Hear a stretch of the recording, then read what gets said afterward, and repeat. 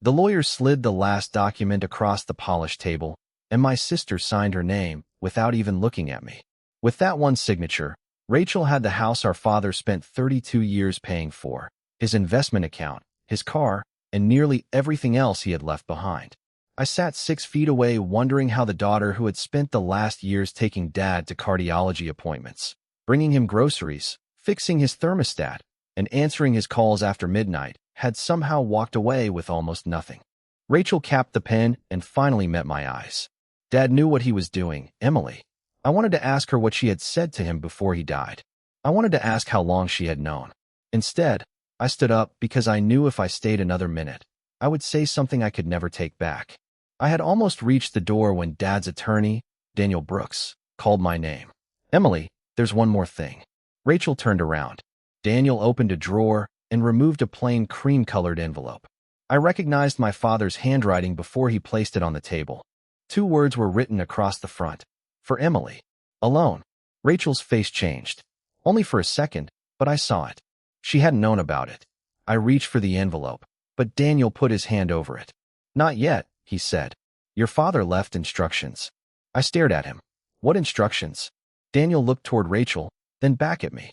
He said you could have this only after your sister made her final decision about the house. Rachel went completely still. And suddenly, for the first time since Dad died, I realized the strangest part of his will wasn't that he had left my sister almost everything. It was that somehow, before he died, Dad already knew exactly what Rachel was going to do with it. 3 weeks earlier, none of this had seemed possible. On a cold Tuesday evening in late February, I had let myself into Dad's house with the spare key he had given me years ago and found him asleep in his recliner with the television playing quietly across the room. A paper bag of takeout sat on the kitchen counter between us, still warm enough that I could smell the roast chicken and mashed potatoes through the folded top. Dad, I called. He opened one eye. If that is another salad, you can take it home. It is chicken. Then you may stay. That was Dad. Thomas Carter could turn stubbornness into a personality trait and somehow make you smile while he did it.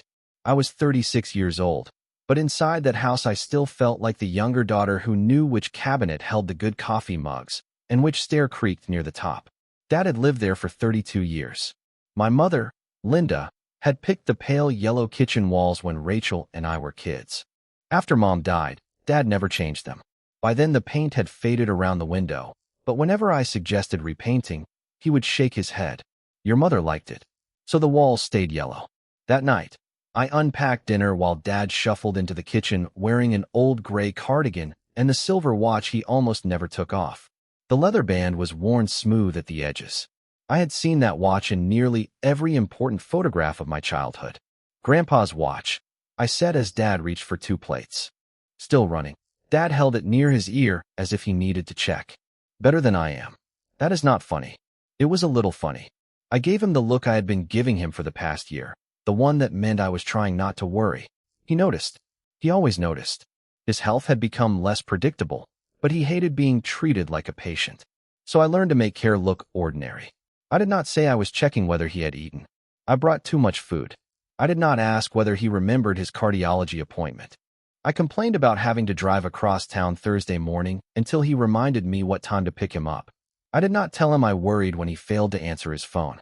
I called again and pretended I had forgotten what I wanted. It was easier for both of us that way. We were halfway through dinner when headlights moved across the kitchen window. Dad looked toward the driveway. Expecting somebody? I asked. Before he could answer, the front door opened. Rachel walked in carrying a bakery box and a purse that looked too expensive for Dad's cluttered entryway. My sister was 41, 5 years older than me, and somehow she always entered our childhood home like a guest who had arrived 10 minutes early. I brought pie, she said. Dad looked at the box. What kind? Apple. Then you may stay too. Rachel almost smiled. Almost. I got another plate. For 20 minutes, we managed something close to normal. Rachel talked about work. I told a story about a neighbor who had accidentally received 3 identical patio chairs from an online order. Dad complained about property taxes. Then Rachel noticed my keys beside the sink. More specifically, she noticed the old brass key on the ring. You still have a key? She asked. I looked down. To Dad's house? Yes. Of course you do. Her tone was light enough that Dad pretended not to hear it. I did not. What is that supposed to mean? Nothing. Rachel. She cut into her pie. I said nothing. Dad cleared his throat. Anybody want coffee? That was how arguments worked in our family. They rarely started with the thing they were actually about. They started with a key, a holiday plan, a missed phone call, or who had remembered to buy milk. Then everyone stepped carefully around the real subject until it disappeared again. Rachel left before 9. At the door, Dad hugged her longer than I expected. She whispered something I could not hear. His expression changed, but when he noticed me watching, he smiled and told her to drive safely. I helped him clean the kitchen afterward. You two should try harder, he said. She is the one who makes everything weird. That sentence is probably why you should try harder. I rolled my eyes and put the leftover pie in the refrigerator. I had spent years believing Rachel's distance from Dad was her choice. She lived less than 40 miles away, but months could pass without her visiting. Sometimes she called. Sometimes Dad stared at his phone after those calls with the expression of someone who had reopened an old letter and wished he had not. I never asked what they argued about. I thought I knew enough. Rachel had left home young. She and Dad had fought. She built a life elsewhere. I stayed close. Simple. At least, that was the version I had carried for years. When I was leaving that night, Dad stopped me near the front door. Emily. What? He glanced toward the kitchen, then at the stairs, as though taking inventory of the house. Do not get too attached to things. I laughed because I thought he meant the house. You are not allowed to start giving away your furniture just because you turned 68. I am serious. So am I. Nobody wants that recliner. He smiled, but only briefly. Then he looked down at his father's watch. People think inheritance is what somebody leaves behind, he said. Sometimes it is what they finally explain. I stared at him. That sounds suspiciously philosophical for someone who spent dinner complaining about property taxes.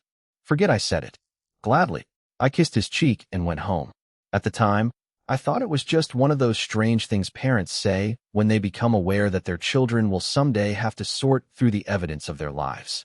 I did not know Dad had already met with Daniel Brooks. I did not know he had already made arrangements concerning the house. And I certainly did not know there was an envelope with my name on it waiting for the exact moment my sister made a choice none of us could take back. Dad died 11 days later. There was no dramatic final conversation, no perfect last sentence that told me what I was supposed to remember. I had spoken to him the night before about something embarrassingly ordinary.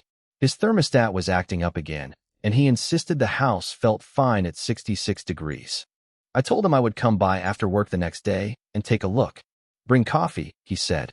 You have coffee. Not good coffee. Those were the last words I ever heard him say to me.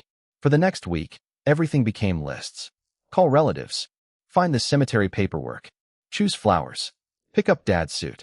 Answer messages from people I had not spoken to in 15 years. Rachel handled more than I expected. She contacted the funeral home before I could. She found Dad's insurance information. She called our aunt in Ohio and somehow kept her on the phone for nearly an hour. At the service, Rachel stood beside me and thanked people when I could not remember their names. For a few days, grief made us sisters again. Not close sisters, exactly, but two daughters standing on the same side of an absence. After everyone left Dad's house following the funeral, I found Rachel alone in the kitchen staring at the yellow walls. There were paper plates on the counter and half a tray of sandwiches nobody wanted. Dad's chair at the table was empty. That was the first moment his death felt permanent to me. Not at the funeral home, not at the cemetery. There, in the kitchen, because nobody was going to complain that we had bought too much food. Rachel touched the back of his chair. He should have repainted this room years ago. Mom picked the color. I know. Her voice softened. That is why he never did. For a second, I thought we might finally talk about him honestly. Then Rachel noticed Dad's keys on the counter and picked them up. Daniel wants us at his office Monday morning. For the will. Yes. She slipped the keys into her purse. I stared at her. Why are you taking those? Rachel looked genuinely confused by the question. Because somebody needs to secure the house. I have a key. I remember. There it was again. That small edge in her voice. Rachel, what is going on with you? Nothing is going on. Then leave Dad's keys here. She held my gaze for a moment before setting them back on the counter. Fine. She walked out without saying goodbye. Monday morning, I arrived at Daniel Brooks's office 12 minutes early. Rachel was already there. Daniel had handled Dad's legal work for years. He was in his early 60s, quiet, careful, the kind of man who seemed to consider every sentence before allowing it into the room. He offered us coffee. Neither of us wanted any. Then he opened a folder. I expected numbers. Maybe Dad had $70,000 saved. Maybe 200,000. I honestly did not know. He had never talked about money beyond complaining about taxes and the price of replacing a water heater.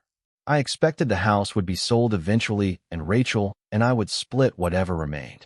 I had never asked Dad for it. I had never needed him to promise it. That assumption felt so ordinary that I had never realized it was an assumption at all. Daniel began with the smaller personal items. Dad had left several tools to a longtime friend. His fishing equipment went to our cousin Mark. There were charitable gifts to the local food pantry and the church Mom used to attend. Then Daniel reached the house. He looked at Rachel before he looked at me. Something inside me tightened. The property on Willow Creek Drive, he said, was transferred into a trust established by your father approximately 14 months ago. I turned toward Rachel. She did not look surprised. Daniel continued. Rachel was the beneficiary, not both of us. Rachel. I waited for the rest of the sentence. It never came. I am sorry, I said. The whole house. Yes. I looked at my sister. You knew? I knew Dad had made arrangements. What does that mean? Daniel gently interrupted and continued through the remaining assets. The investment account went to Rachel. Dad's Ford went to Rachel. Most of the household property was included with the trust. My inheritance consisted of several personal belongings, a modest cash distribution, and items Daniel said would be discussed separately. The room seemed to become strangely small. I was not calculating dollars. I was remembering Thursday mornings in cardiology waiting rooms. I was remembering grocery bags cutting into my fingers as I unlocked Dad's front door. I was remembering the night his water heater failed, and I sat on his kitchen floor calling repair companies until almost midnight. None of those things had been transactions. I had never kept score. But sitting there, listening to my sister receive almost everything, I suddenly felt as though someone else had been keeping score for me and had decided I had lost. Did Dad explain why? I asked. Daniel paused. Thomas was very deliberate about his estate planning. That is not what I asked. Rachel finally turned toward me. Emily. No. You knew about this. I did not. So I think I am allowed to ask why. Her jaw tightened.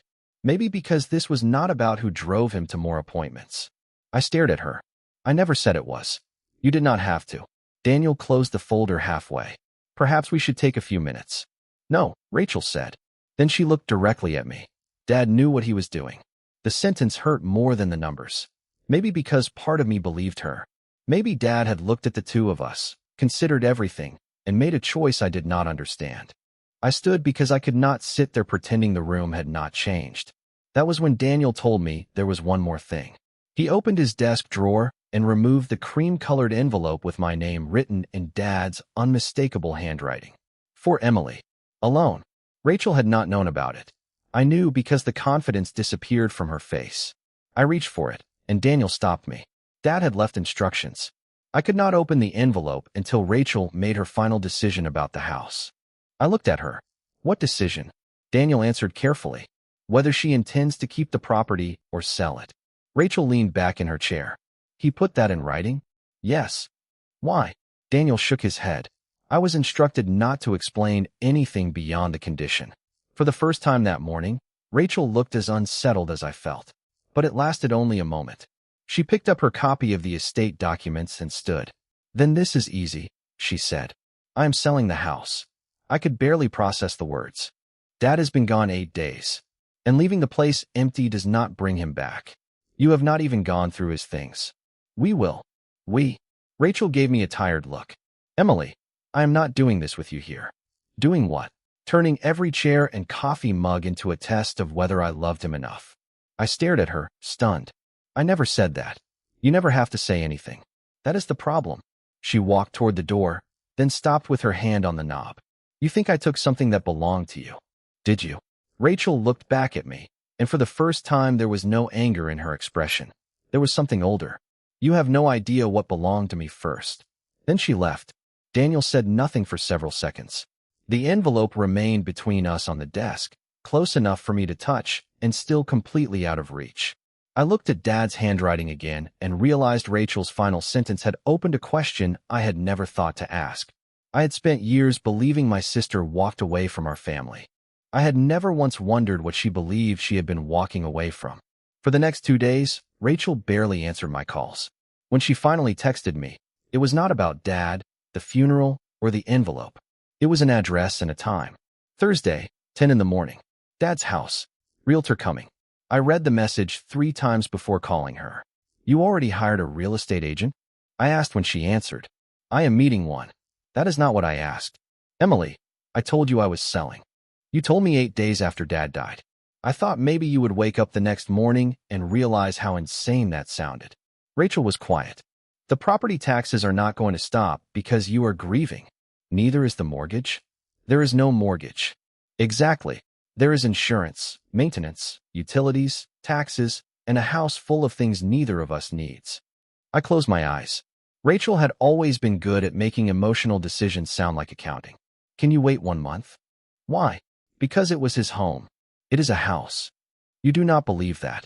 Another pause. 10 o'clock Thursday, she said. If there is anything personal you want, come before then. She ended the call. I arrived at Willow Creek Drive at 8:30 Thursday morning. Rachel's SUV was already in the driveway, and the garage door stood open. Inside were cardboard boxes labeled Keep, Donate, and Sell in thick black marker. Seeing those words beneath Dad's shelves made something in me recoil. Rachel was in the living room, wrapping framed photographs in newspaper. You started without me. I have been here since 7. That was not my point. She placed a photograph into a box. Then say your point. I looked around. Dad's recliner was still beside the window. His reading glasses sat on the side table exactly where he had left them. A coffee mug was upside down in the drying rack. The house still looked like he might walk in and complain that we had opened the garage while the heat was running. My point is that you are moving through this like it is somebody else's house. Rachel stopped wrapping the next frame. And you are moving through it like if nothing changes, he is still coming back. That landed harder than I wanted it to. I walked into the kitchen instead of answering. The yellow walls looked brighter in the morning sun. Dad's chair was tucked beneath the table. I pulled it out, then pushed it back in. Rachel followed me carrying another empty box. Take whatever you want that is not specifically listed, she said. Daniel said Dad left me personal items. Then take those too when he releases them. How generous of you. Rachel set the box down. There it is. What? That voice. What voice? The one that says you are the good daughter, and I am the woman who showed up after Dad died to collect a check. You are selling his house before the sympathy cards are off the mantle. Because keeping it does not make me a better daughter. No, but waiting might make you look human. Rachel stared at me. I regretted it immediately, but pride kept me from taking it back. She turned toward the window. Do you know why Dad could stay in this house? What does that mean? It means you keep talking about this place like it was guaranteed. Like Dad bought it, paid his bills, got old, and one day handed me the keys. He worked for it. Yes, he did. Then what are you trying to say? Rachel looked at me as if deciding whether I deserved an answer. Before she could give one, the doorbell rang. The realtor was early. Her name was Susan Miller, and she was warm without being intrusive. She walked through the house, took notes, measured rooms, and talked about comparable sales in the neighborhood. I followed for 10 minutes before I could not stand hearing Dad's life translated into square footage. 3 bedrooms, 2 bathrooms, updated roof, original kitchen, good school district. When Susan asked about the yellow paint, Rachel said, "It can be changed." I said, "Our mother chose it." Susan looked between us and quietly wrote something on her clipboard. After she left, Rachel stood at the kitchen counter reviewing the paperwork Susan had left behind. She thinks we can list next week. We? I asked. You know what I mean. No, I do not think I do anymore. Rachel closed the folder. What do you want from me? The truth. About what? About Dad. About the trust. About why you knew and I did not. Did you ask him for the house? Her face tightened. Be careful. Did you? Yes. The answer was so direct that it stopped me. You asked Dad to leave you the house. I asked him to make something right. By taking everything from me. This was never about taking from you. That is easy to say when your name is on everything. Rachel let out a slow breath. You still think this started when Dad got sick? Then tell me when it started. She looked toward the hallway where photographs of our childhood still hung. You were 16. When Dad's business nearly collapsed. I searched my memory. Dad had owned a small residential contracting company. I remembered a year when he worked strange hours and Mom stopped buying anything that was not necessary. I remembered arguments behind closed doors. But I had been a teenager. Adults had problems. Then adults solved them. That was how I had understood it. What does his business have to do with this? I asked. Rachel gave a humorless laugh. Everything. Then explain it. You really do not know. Know what? Her expression changed. The anger was still there, but underneath it was disbelief. Dad never told you. Told me what? Rachel looked down at the folder in front of her. Of course he did not. Rachel. She turned away and started stacking papers. Forget it. No, you do not get to do that. You cannot tell me I do not know something and then walk away. I have been walking away from this conversation for 20 years. Then maybe stop. She froze. For several seconds, the only sound in the kitchen was the refrigerator humming. Finally, Rachel turned back toward me. When you were 16, I was 21. I was supposed to go back to college that fall. I know. No, Emily. You know I did not go back. You never knew why. I remembered the family version. Rachel had changed her mind. Rachel wanted independence. Rachel and Dad had fought because he thought she was being irresponsible. A few months later, she moved out. You told everyone you needed a break from school. That is what Dad wanted you to believe. My stomach tightened. Why? Rachel rested both hands on the counter. Because the summer before I was supposed to go back, Dad came to me and asked for the money I had saved for tuition. I stared at her. Dad would never do that. Rachel's eyes hardened. That sentence right there is why I stopped trying to tell you anything. How much? Enough. That is not an answer. It was everything I had saved from working through high school and 2 summers. And it was not enough, so I gave him more. For the business? Rachel shook her head. For this house. I looked around the kitchen. The yellow walls. Dad's chair. The old window over the sink. The home I had spent years treating as the one permanent thing in our family. What are you talking about? Rachel's voice became quieter. Dad was behind. The business had gone bad. There were debts you never knew about. Mom knew. I knew. You did not. Why would nobody tell me? Because you were 16, Mom was already dealing with enough, and Dad was ashamed. I could feel myself resisting every word. So you gave him money? I gave him the money that was supposed to send me back to school. And he never paid you back? Rachel looked at me for a long moment. Not then. I glanced at the real estate folder on the counter, and suddenly her words at Daniel's office returned to me. You have no idea what belonged to me first. You think the house is repayment. I think Dad did. Why did you never tell me? Rachel's face softened, but only slightly. Because by the time you were old enough to understand, you already had your version of me. I was the sister who left. You were the daughter who stayed. Dad never corrected you. That does not explain why you barely visited him. No, she said. It does not. Or why every phone call turned into an argument. No, or why you are selling the house now. Rachel looked around the kitchen, and for the first time since the funeral, I saw something in her face that did not look like anger or calculation. It looked like exhaustion. Because every time I walk through that door, Emily, you see your childhood home.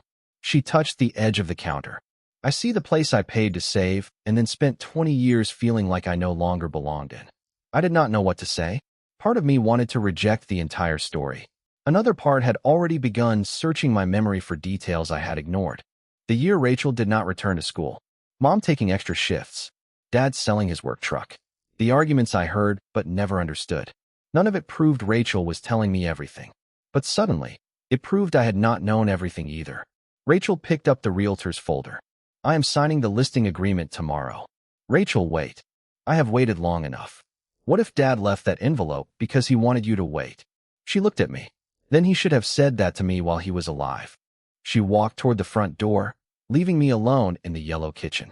I looked at Dad's empty chair and realized something that frightened me more than losing the inheritance.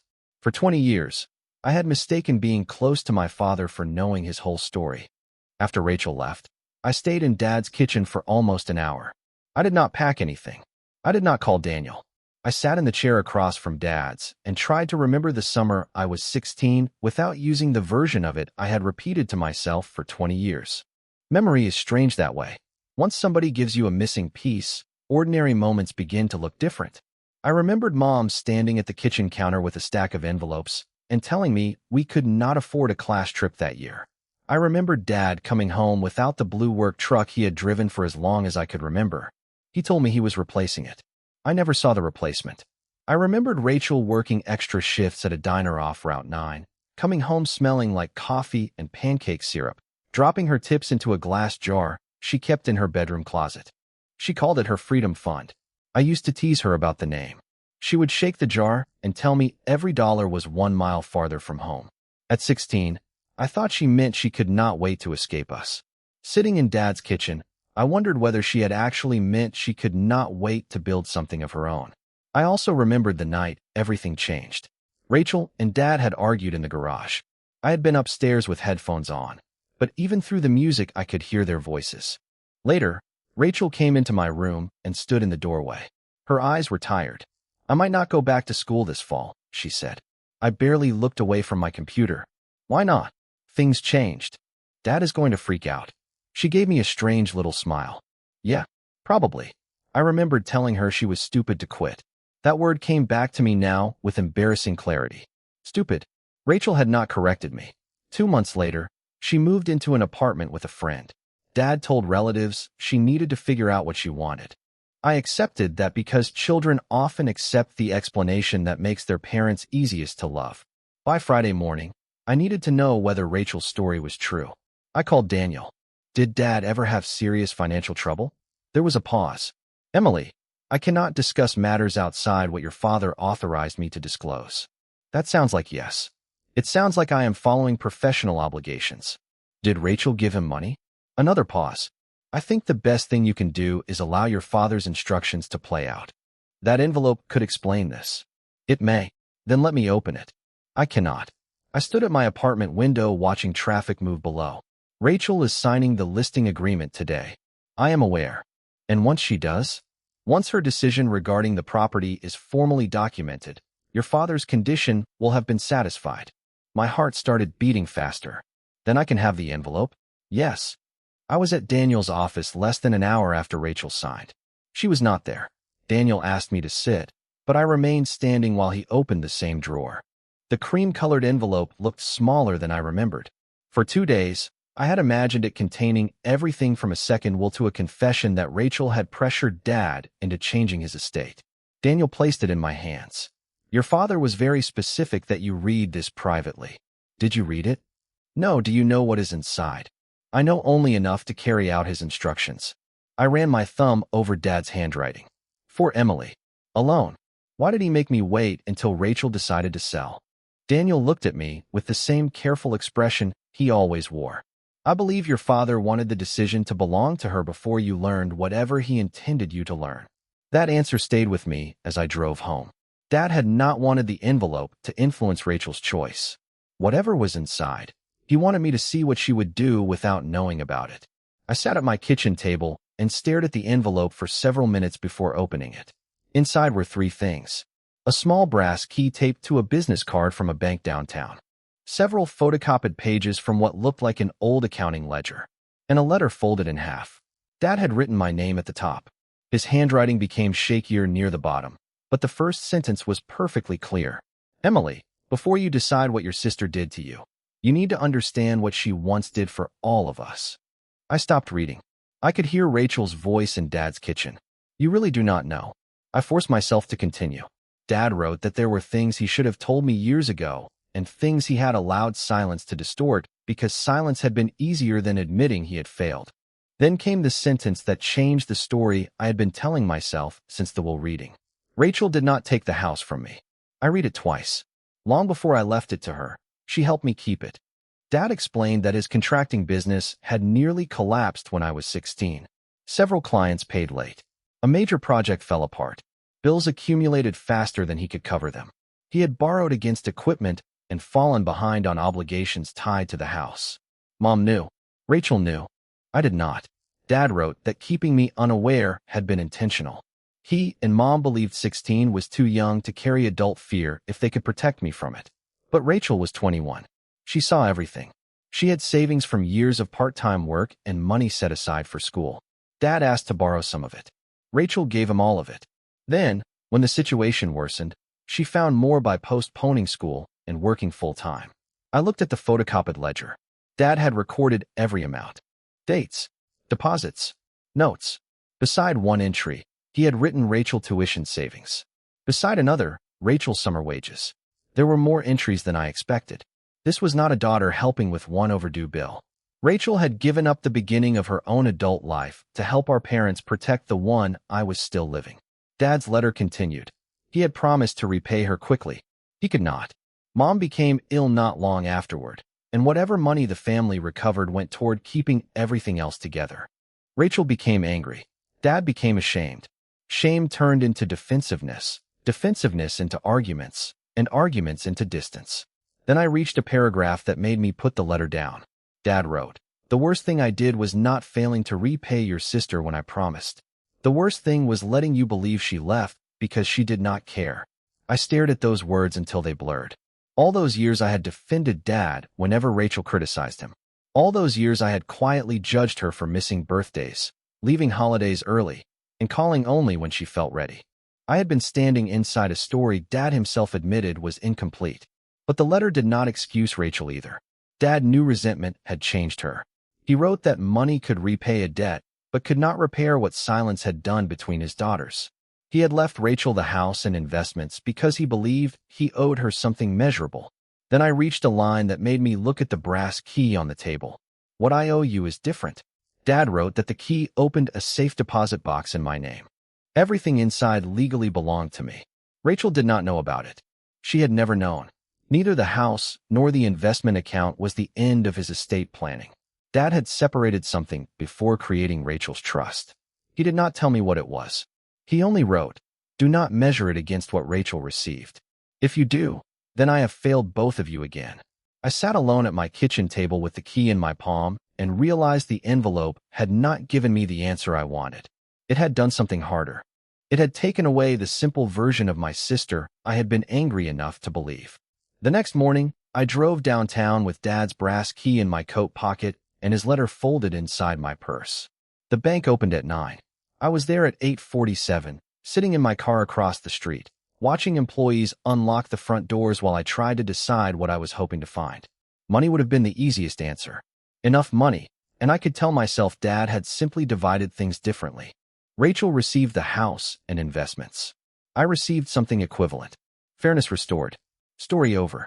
But Dad had warned me not to measure what was inside against Rachel's inheritance, and I knew him well enough to understand that he had anticipated exactly what I was doing.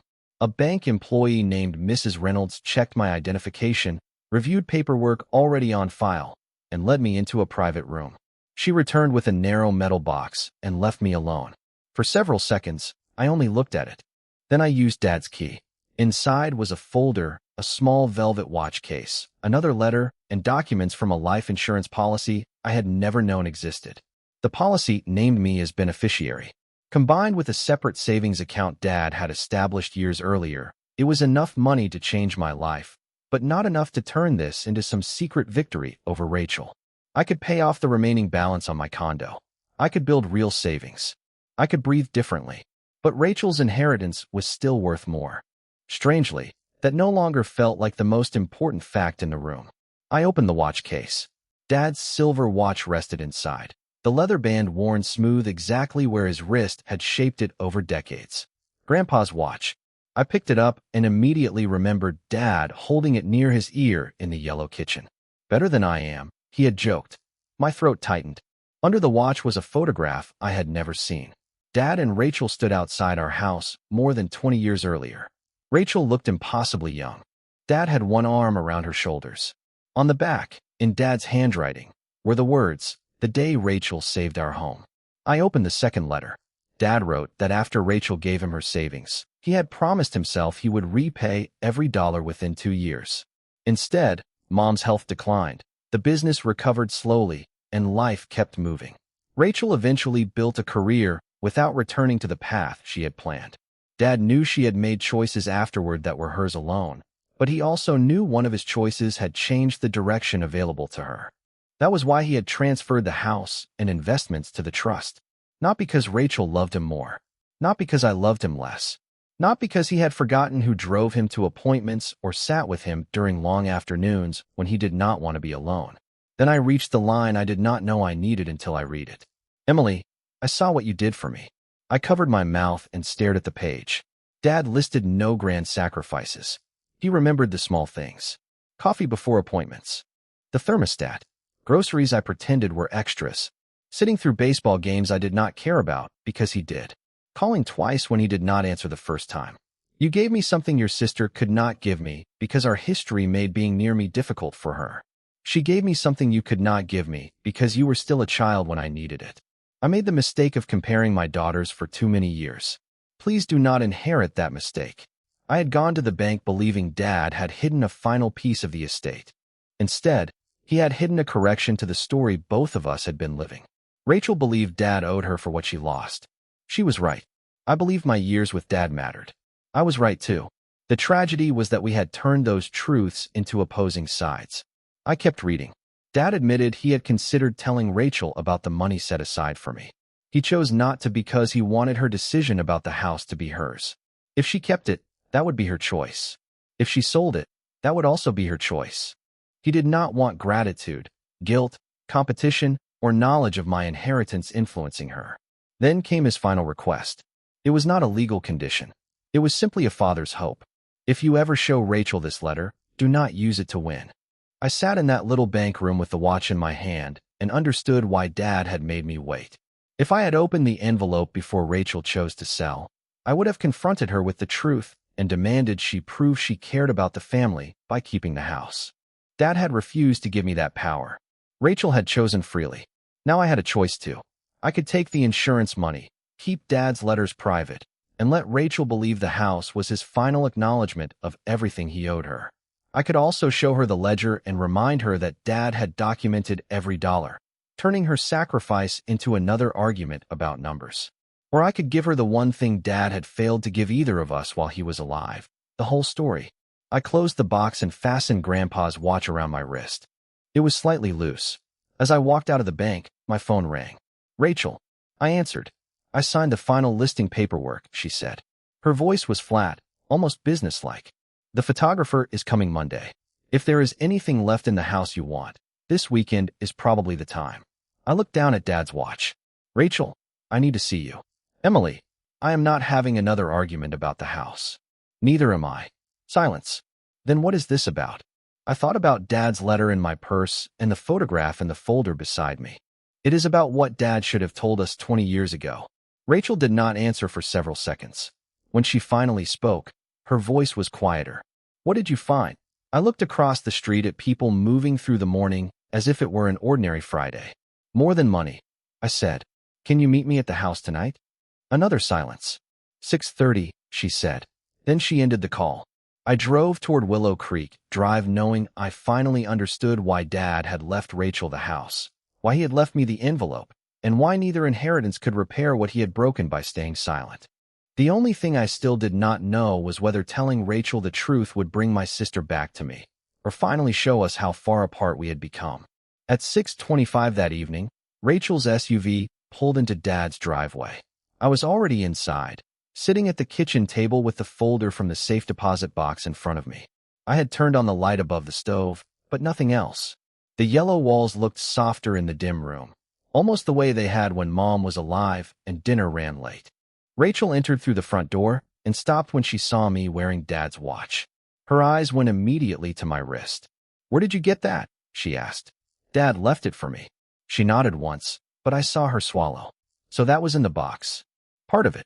Rachel put her purse on the counter, but did not sit down. How much? I knew exactly what she meant. Enough. Her expression tightened. That is what I told you. I know. So now you understand why I did not want to compare numbers. Actually, I understand why Dad did not want us to. That made her look at me differently. I slid the first letter across the table. Read this. Rachel did not touch it. What is it? Dad's letter. To you? Yes. Then it is yours. It is about both of us. She stared at the folded pages for several seconds before sitting across from me. I watched her read the first lines. Her face barely changed until she reached the sentence about saving the house. Then she stopped. He told you. He should have told me years ago. Rachel looked down again. She read more slowly now. When she reached the paragraph where Dad admitted letting me believe she had left because she did not care, Rachel pressed her lips together and turned her face toward the window. I did not fill the silence. For years, that had been our family's habit. Somebody became uncomfortable, and someone else rushed in with a safer subject. Coffee, weather, work, property taxes. This time I let the truth sit between us. Rachel eventually looked back at the letter. He knew, she said. About what? What you thought of me. Yes. And he never fixed it. No. She gave a short laugh with no humor in it. That sounds like Dad. I wanted to defend him. The instinct rose automatically, almost like muscle memory. Dad was embarrassed. Dad was trying to protect us. Dad loved you. Every one of those things might have been true. I said none of them. I am sorry, I said instead. Rachel looked at me. For what? For deciding I knew why you left. She lowered her eyes to the letter. You were 16. I was not 16 for the next 20 years. That landed. Her shoulders dropped slightly. I could have told you. Why did you not? Rachel folded the letter carefully along the existing crease. At first, because Dad asked me not to. He said you were too young, and Mom did not need more stress in the house. Later, I was angry. Then too much time passed. Every Thanksgiving, every birthday, every time I came here, you and Dad already had this rhythm. You knew which coffee he drank. You knew his doctors. You had a key. I felt like if I told you what happened, I would sound like I was trying to buy credit for loving my own family. You did save the house. Yes. She looked around the kitchen. And for a long time, I hated it for needing to be saved. I opened the folder and placed the photocopied ledger beside Dad's letter. Rachel recognized it immediately. He kept this. Every payment. Her finger moved down the page without touching it. I forgot some of these. I did not know any of them existed. That was the point. I took a breath. Dad wrote that leaving you the house and investments was his way of repaying something measurable. Rachel looked at me sharply. Repaying? That was his word. Her eyes returned to the ledger. I did not ask for the investments. But you asked him to make it right. Yes. What did you mean? She leaned back. I asked him to stop pretending nothing happened. About a year and a half ago, he called me after one of his appointments. We argued. I told him I was tired of being treated like the daughter who walked away when I was the reason there was still a house to walk away from. And then, he asked what I wanted. You said the house. Rachel shook her head. I said I wanted him to acknowledge what it cost me. That surprised me. Then why did he leave you all of it? I do not know. For the first time, I believed her without reservation. She looked tired rather than victorious. When Daniel told me about the trust months later, I thought Dad had finally understood. I did not ask what you were getting. Why not? Because I was afraid of the answer. What answer? Rachel looked directly at me. That even when he was trying to make things right with me, he would still find a way to make sure you came first. There it was. Not greed. Not entirely. Something smaller and sadder that had been hiding beneath it. The same fear I had carried into Daniel's office from the opposite side. I had heard Rachel's inheritance and thought Dad chose her. Rachel had learned about the trust and feared Dad would still choose me. Two grown women, both waiting for a dead man to settle a childhood question neither of us had ever asked out loud. I opened Dad's second letter. He did leave me money. Rachel's expression closed slightly. I figured. A life insurance policy and savings. Enough to pay off my condo and put some away. That is good. She said it sincerely, but carefully. It is less than what you received. Emily, you do not have to make me feel better. I am not. That is the whole point. I handed her the second letter. Read the part 1 marked. Rachel read Dad's words about what each of us had given him. She read how she had given something I could not because I had been a child, and how I had given him companionship she could not because their history made closeness difficult. Then she reached his admission that comparing his daughters had been one of his mistakes. Rachel closed her eyes. He really wrote that. Keep reading. She did. When she reached his request that I never use the letter to win, she looked at me across the table. Were you going to? I answered more honestly than I wanted to. 2 days ago? Probably. Rachel almost smiled. At least you admit it. 2 days ago, I thought you had manipulated him. And I thought you were waiting for someone to tell you the will was a mistake. I was. Was it? I looked around the kitchen. Not in the way I thought. Rachel placed the letter down. I signed the listing papers. I know. Dad wanted me to choose without knowing about your envelope. Yes. So he was testing me. I thought that at first. And now, I remembered Daniel's words. Dad wanted the decision to belong to her. I think he was trying not to control you one more time. Rachel looked toward the empty chair at the head of the table. For a while, neither of us spoke. Then she said, I do need the money, Emily. I know. Not desperately. I am fine.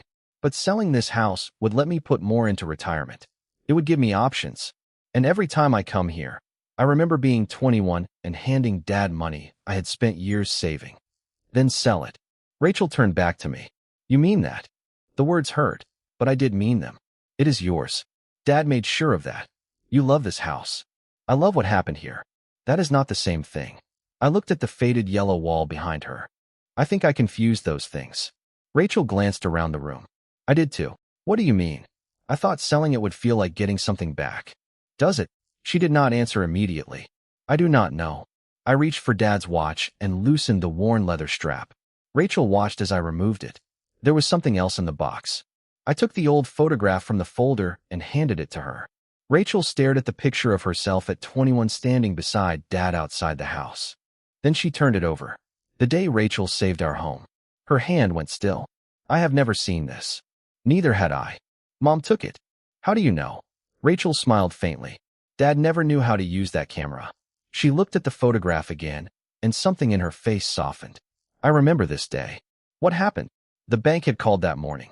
Dad came outside afterward and told me we were going to be okay. Her voice became quiet. He promised I would be back in school by January. Were you angry? Not that day. She looked at me. That is the part one forgot. I was proud that day.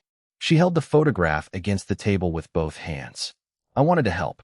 That single sentence changed something again. For years, Rachel had remembered only what her sacrifice cost her. Dad had remembered the debt. I had remembered none of it.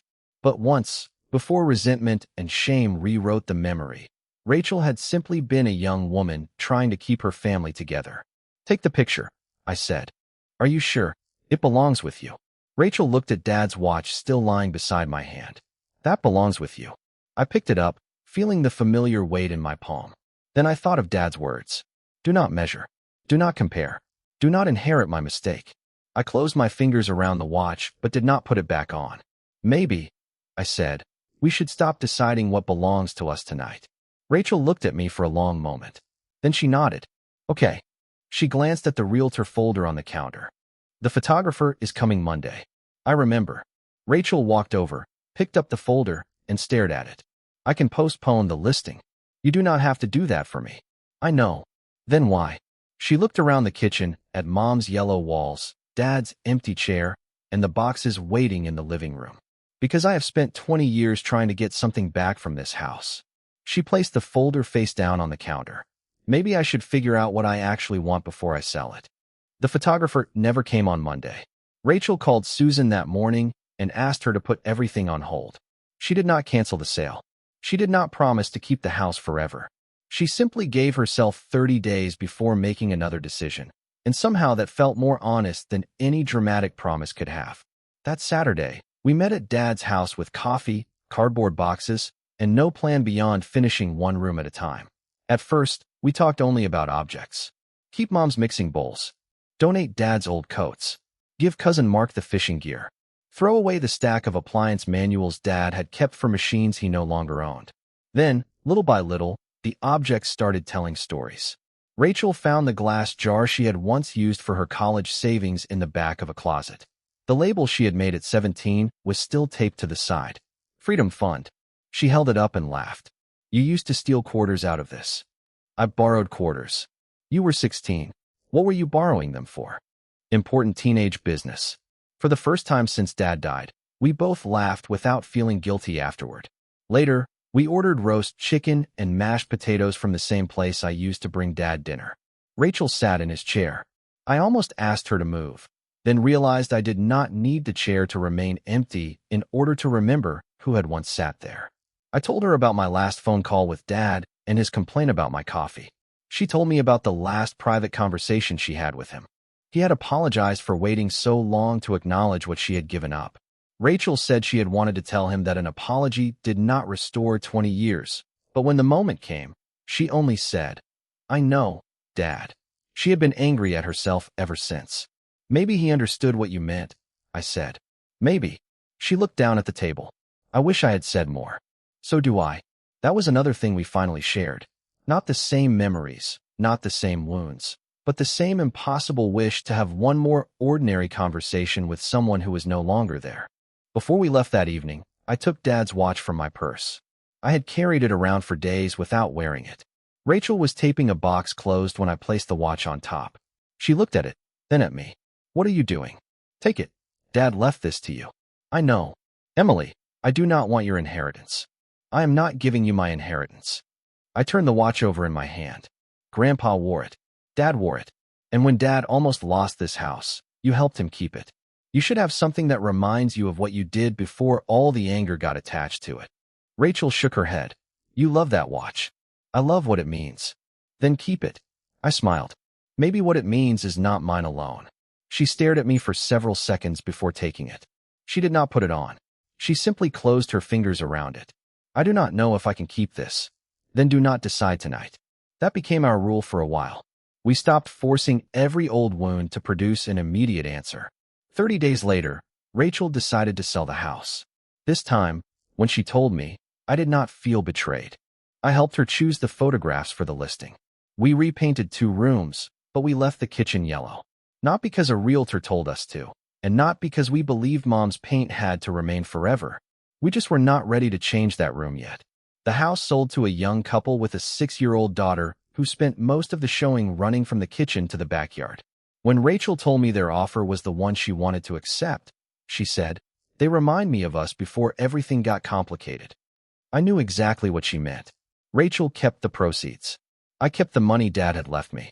Neither of us offered to divide our inheritance again, because by then we understood that fairness was not always the same thing as making 2 columns equal. A few months later, Rachel came to my condo for dinner. She was wearing Grandpa's watch. The old leather band had finally broken, so she had replaced it with one almost identical to the original. "Still running?" I asked. Rachel held it near her ear the way Dad used to. "Better than I am." I laughed so suddenly that I nearly dropped the plates. She looked confused until I told her Dad had said exactly the same thing the last time I saw him wearing it. For a moment, neither of us spoke. Then Rachel smiled. Not the careful smile she used at funerals or family gatherings. A real one. Dad had left Rachel a house because he believed he owed her for helping him save it. He had left me money because he wanted me to know my years beside him had mattered too. But the envelope had contained the only inheritance neither of us could have demanded from a will. It gave us the part of our family story that had been missing. It did not erase what Dad had done wrong. It did not return Rachel to college at 21. It did not give me back the years I spent judging my sister from inside an incomplete memory. And it did not magically turn us into best friends. We still disagreed. Rachel still disappeared into work when life became difficult. I still had a habit of trying to fix things before anyone asked me to. But now, when she pulled away, I did not automatically assume she did not care. And when I stepped in to help, she did not automatically assume I was trying to prove I cared more. Sometimes I think about that first morning in Daniel's office and how certain I was that I understood what had happened. My sister had received almost everything, and I believed that meant I had been given almost nothing. I was wrong about both parts. Dad's final gift was not a secret fortune that made me the winner after all. It was the truth about what one sister had sacrificed, what the other had never known, and how a father's shame had allowed 2 daughters to spend 20 years believing love had to be measured by who stayed, who left, who gave more, and who inherited what. In the end, the house belonged to someone else. The money went into separate accounts. Dad's old chair was donated. Mom's mixing bowls ended up in my kitchen, and Grandpa's watch stayed on Rachel's wrist. The things were divided. The story finally was not.